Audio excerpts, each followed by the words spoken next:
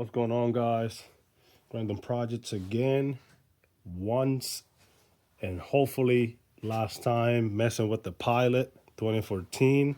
As many times as I've said, I'm done with this car. I just cannot drive around knowing that there's something wrong and not doing anything about it. So if you know the backstory, this car has a little shake under load. I would say between 25, 30 miles an hour. We thought it was an axle. We did both front axles. The car was hit on this corner.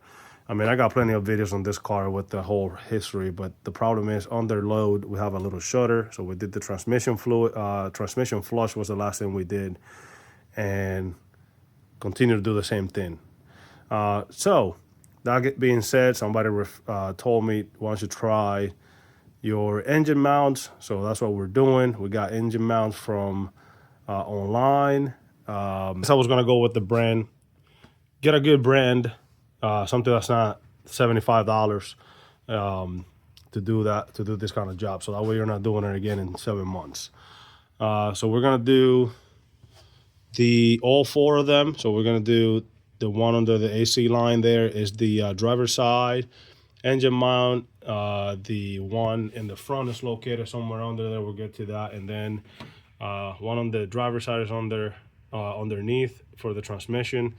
And the big pop-out that everybody has issue with is under in between the engine and the frame down below there. In this compartment, you got to get to it from up here. I believe I have to remove this cover for the engine goes, and possibly the line for the gas over there. And I understand that there's some coolant lines that have to be disconnected in order to access this engine mount because of how it is. This car in particular has electric or electronic, however you say, engine mounts. So we'll show that later on the video. Right now, wish me luck. We're gonna start with the lower side, with the driver's side transmission mount. So that's gonna be this guy here, located right inside of your driver's side wheel. We're gonna support the engine, probably right here under the transmission, with a jack and a couple of blocks of wood. This engine mount, you can see it is some dry rot in there, but I don't see complete separation of the rubber, which wouldn't make me think that there's an issue from there. And I don't see it I don't see anything on the edges here. However, we already bought the mounts and we're gonna replace them, see what we come up with. So all right, stick with me here. We're gonna get this one done. I'll let you know what kind of what size sockets you need. Looks like 14, 15 maybe. I see 1, 2. I'm not sure if there's a bolt in there. Let's see. I'm trying to feel nothing there. Huh, interesting. I think that's just the bracket for it. Yeah, just the bracket. So we'll be looking at the middle, this middle bolt here, this bolt up here, and then we'll see if there's anything else. We'll compare it with the new one, go from there. All right, here we go. All right, guys, we're back under the car. We're ready to start taking things apart. We're gonna go ahead and secure the transmission. Like we said earlier, the bolts are 3 of them. There's one on the left, one on the top, and one on the right, hidden back there. 14 millimeter socket will do the job for you. And the one in the middle is also 14 millimeter. Thank you, Honda, for making things easy. They're gonna be, according to what I searched, 33 foot-pounds for everything on brackets, and then 40 pounds for any vertical bolts that are gonna go through.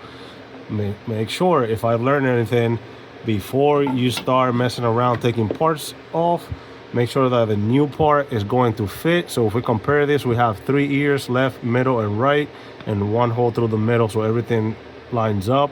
We're gonna go ahead and take this off and put the new one in. Take your one way also to figure out what your bolt, your foot-pounds are. You can put a torque wrench in the bolt or whatever you're trying to take off, and put it in reverse and put the foot-pounds real low and see when it clicks and clicks and clicks, and then you can turn it up and see what is the torque that it takes to actually take it off, if that makes sense. So you put it at 10 pounds, it clicks, but it doesn't spin it anyway.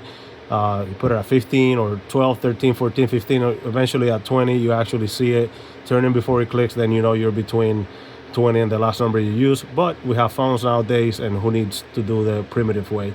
So that's the easy way. Go on Google and find out what, or if you have your owner's, not the owner's manual, the service manual for your vehicle, you can get it that way. Anyhow, 33 foot-pounds for the brackets, 40 foot-pounds for the vertical bolt.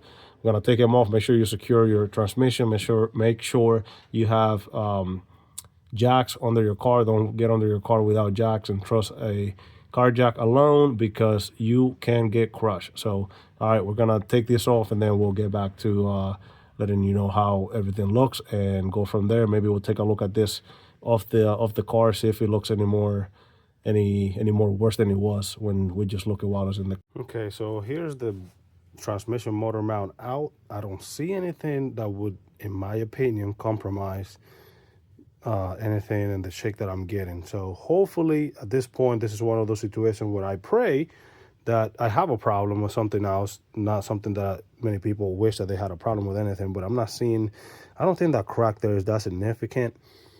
This is the same type of mount. Remember, the bolt that goes through is going to be from the front of the car towards the back of the car. Here's one, and we're going to go back to it and keep on working. I hit this with an impact wrench, the top three, and the middle one with a air tool, one of those angle ones, ratchets, to get it out this way and not have to sit there and crank forever. We're going to put the new one on, and again, you're just going to reverse. In order to get it out, this is like this. You drop it down a little bit, and then you're going to tilt it, and it's going to kind of like unhook from the transmission and the frame. The other way around, you're going to go forward. Make sure you get your 3 bolts there. Put everything, this one first, the one in the middle first, and then your top 3, tighten them by hand, and then torque them down. Remember, 33 on this 3 here, 1, 2, and 3 by my pinky, 40 for the middle one. Right now we have the new engine mount in, and we have all the bolts in there except for the one towards the axle in the back there is not lining up somehow or for some reason, but just got the one in the middle, the one that goes through right now. I got it started. That one up there in the middle started, the one on the left started. Now now that they're, a couple turns in, I want to remove my support and move it towards the back and see if I can now I just gotta figure out what works for you, whether you want to lift the transmission or lower the transmission until you get that hole lined up to be able to get your bolt where it needs to go. All right, so just like everything cars, this is taking me way longer than I thought. I mean, I've been messing with this for about an hour, hence I don't want to mess anything up. So what I gotten so far, putting this back, I put my through bolt in, just got it by hand. When it got tight, I left it alone. I had to put the one towards the towards the firewall first, lift the transmission to where I needed to be to get that done. Then I released the transmission a little bit, got the middle one, released it a little more, got that one. I got that one and that one first. Initially, didn't work because that wasn't lining up. And then in order to be able to get my torque wrench to work in here, if you have one that fits, great. I didn't, excuse me. So what I had to do was to take my wheel out. I think if you take the wheel out initially, I'm trying to be lazy or quick, whichever one of the two, probably lazier than quicker, and mess with this with the wheel on. I think if you take your wheel out, you have so much more room, it'll be easier to get in and out. This is all torqued down to 33 and 40 pounds, or 30 and 40. And so this is all buttoned up. I don't need to do anything else with it. And in fact, that reminds me that I actually overtimed those because I had it set up at 40 and I need to go back and get the correct torque for that. which is 33. So this one's here at 33 and this one is 40. So I had it at 40 and did all four of them. So I need to go back and check that. So pay attention to that. This one is done. Wheel is coming back on, and then we're gonna attack the passenger side motor mounting. See how if that's it has any issues that might be contributing to my problem, that's shaking under load. Hopefully, if it's not that one, it might be the one in the back here, because I feel it a lot on the floor of the car and the seat when I'm driving. Okay, so we got that one done. We're gonna move on to the one on the passenger side. I think this is this ECU. So we're gonna get that out of the way so we can access the bracket. There's one, I'm gonna guess, 110mm bolt down there. There is another one right here. If you can see that, there you go. And then there is, I think this bracket is only held by those two. So we're gonna remove it from there. Maybe there's a third one at the bottom, and get the ECU out of the way so we can access that bolt that's way down here on the frame. There's another one on this side. And then there's two that go to the engine mount bracket in between here. The AC hose, as you can see, way down there by the belt. And same idea, you want to get your engine supported, not too much, so you don't bend your threads or mess them up, and then loosen them up once you get all this crap out of the way. Compare it to the new one, make sure it all lines up, and then put it back in. We still have the same thing, 33 for the brackets and 40 for the vertical bolt. We're gonna attack this one, see how it goes. We'll shoot some videos as we go along on what we removed. So we ran into a little trouble here with this ECU. Taking all the cables that come out of it. There's three of them, green, gray, and white. Just make sure that you remember that. We did take the cover off, has a couple clips. This is how it goes. So there's a clip on the top. You just pull the tab up on here, here, and here, and that here. It just kind of hooks on. Take that out of the way. I was trying to take this brackets off, but it's just a lot of work. That bolt was giving me a little bit of trouble, but I think this will be easier. Take these wires out of the way to get to the bottom one there, this one here, and be able to take this bracket completely out so we can get to, I was trying to get to that bolt there, which I believe is a 17 mil, but the bracket is on the way and it's not letting me do what I need to do. So out comes the ECU. Okay, so I ended up putting there's another bolt right underneath this harness. I couldn't get the harness. There's the little tab right there by my nail, and I couldn't pull that up and get it out of the way for some reason. So I was able to sneak a 10mm ratchet wrench, or ratchet wrench, one of these here, underneath the bracket, and crank it open or loose. Now I'm all free enough that I can get to the bolt right down there that I wanted to get to. So that's how we're gonna do that. Let's see what size that is. And absolutely, that is a 17mm there, and these are 14. So that's probably gonna be a 17 all the way down there on the silver part. You can't hardly see it. Right there, closer to or almost underneath the mount. So let's see if we can take these off. We're gonna support the engine quick and try to start cranking bolt. Hey, this really raining. I thought he gave one to everybody. Guess if we can get this to focus. But down here, there's one bolt here on the right. There's the same one on the opposite side. In order to get to that bolt, you do have to get the bracket out of there, which sits on the engine side right there. Two 14mm bolts, and the bracket is here somewhere. I don't know where it got to. Put it somewhere.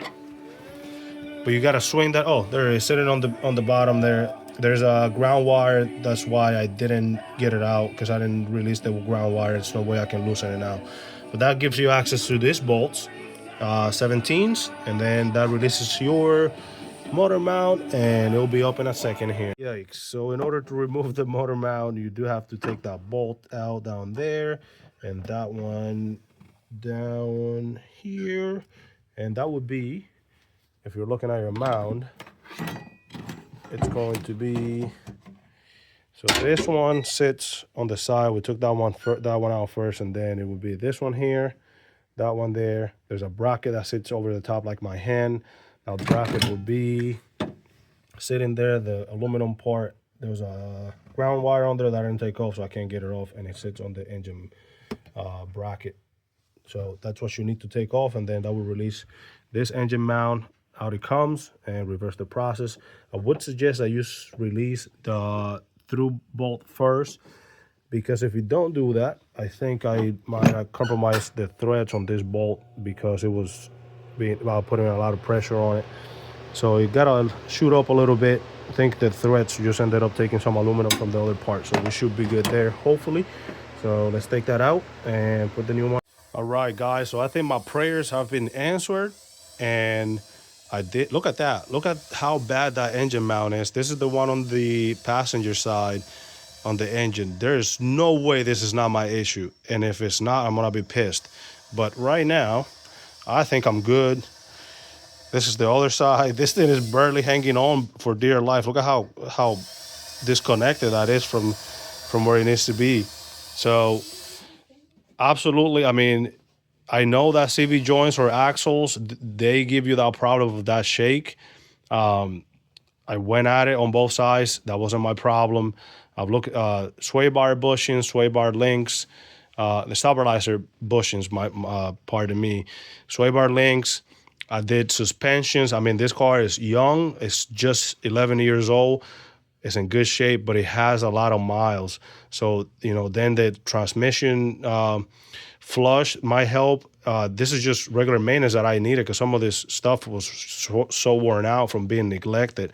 But I think this is going to be my main issue. Almost make me want to not do the front and back. And I mean, actually, I'm going to drive this, and then tomorrow I'm going to do the front and rear.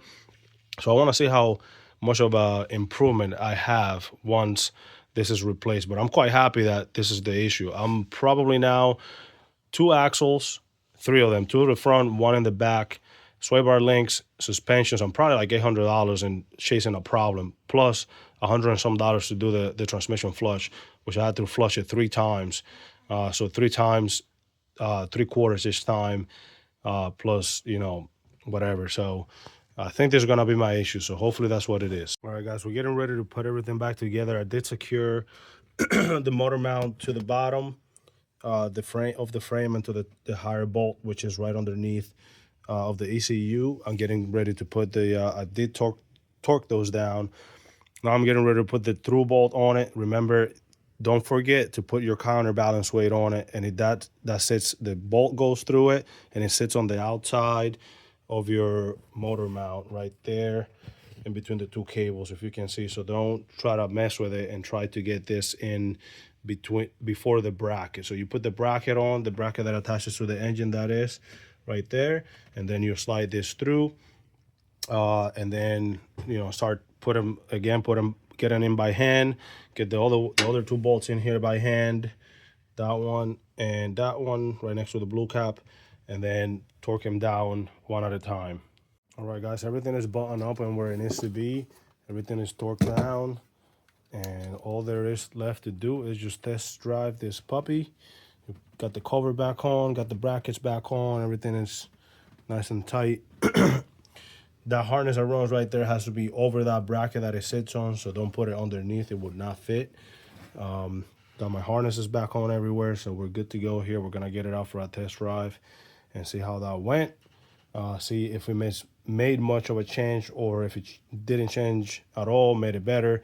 And now I wish kind of don't want to do the front and back, but you have to do this all together. When you do it, it's kind of like just doing one brake job for one of your wheels and not the other 3. So this is where we are. Pick up later. I'm gonna take a break for the night, pick it up tomorrow.